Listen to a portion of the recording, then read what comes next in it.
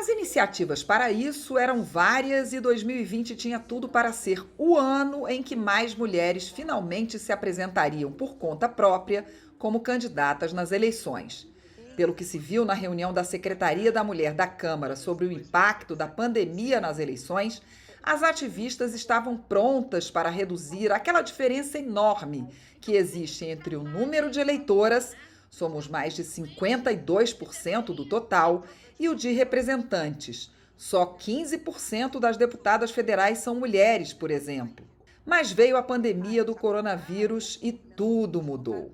Vimos também que as mulheres, os movimentos feministas, as organizações de mulheres estavam também no fronte das respostas, tanto de garantia da vida, ou seja, nesse lugar, né, de garantir aquilo que era essencial para a vida, são as enfermeiras, as domésticas, as cuidadoras, as atendentes do supermercado, a principal força de trabalho, né, em prestações de serviços, mas também dentro do campo da sociedade civil e da do pensamento, né, de políticas públicas, também se encontravam naquelas em que estavam fazendo, sim, né, políticas públicas mais voltadas para os enfrentamentos diretos, da garantia, por exemplo, de filas unificadas do SUS. Muitas dessas mulheres estavam, nos últimos meses, construindo agendas de disputa na institucionalidade, ou seja, seriam pré-candidaturas e candidaturas nas eleições de 2020. O ente que deveria te proteger é aquele que incentiva a tua própria morte.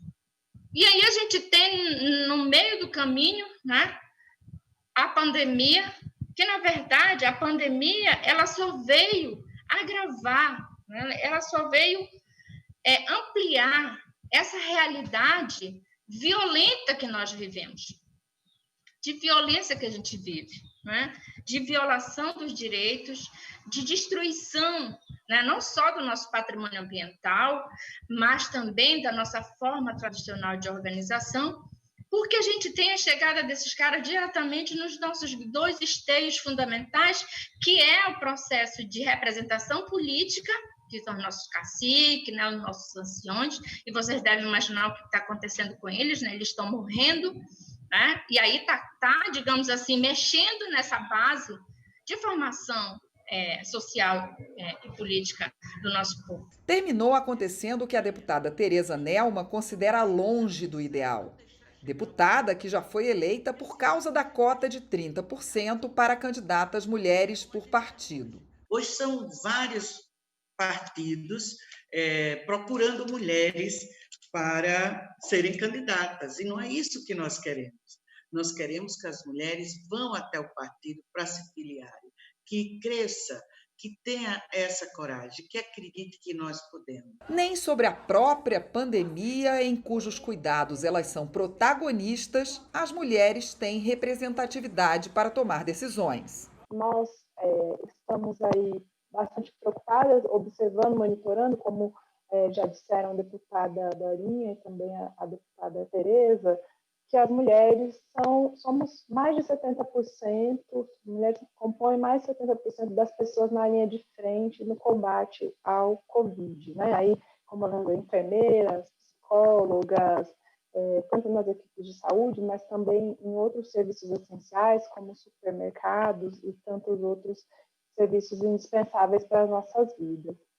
Mas, ao mesmo tempo, estamos sistematicamente excluídas, seguimos sendo minoria nos espaços de tomada de poder e decisão, inclusive aquelas decisões que vêm responder à própria pandemia, né? Ana Carolina Lourenço, do movimento Mulheres Negras Decidem, criado em 2018, contou que elas tinham todo um planejamento visando a preparação de candidatas para as eleições municipais de 2020.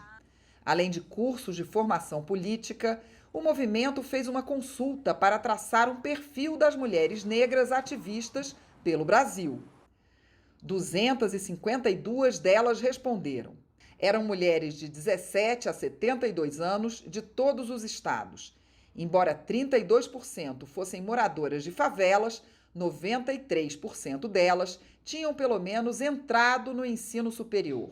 29% delas queriam ser candidatas nas eleições de 2020 e depois da pandemia, 5% já havia desistido diretamente da candidatura e 29% das que ainda queriam ser candidata não teriam certeza se estavam filiadas aos partidos aonde elas queriam, teriam a possibilidade de se candidatar.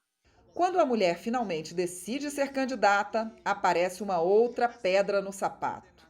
É a desproporção entre os recursos que elas recebem e os destinados aos candidatos homens. As mulheres, nas eleições de 2014, por exemplo, arrecadaram 25% do que os homens arrecadaram, ou seja, 75% a menos. Então, com essas condições estruturais, é muito difícil das mulheres conseguirem se eleger.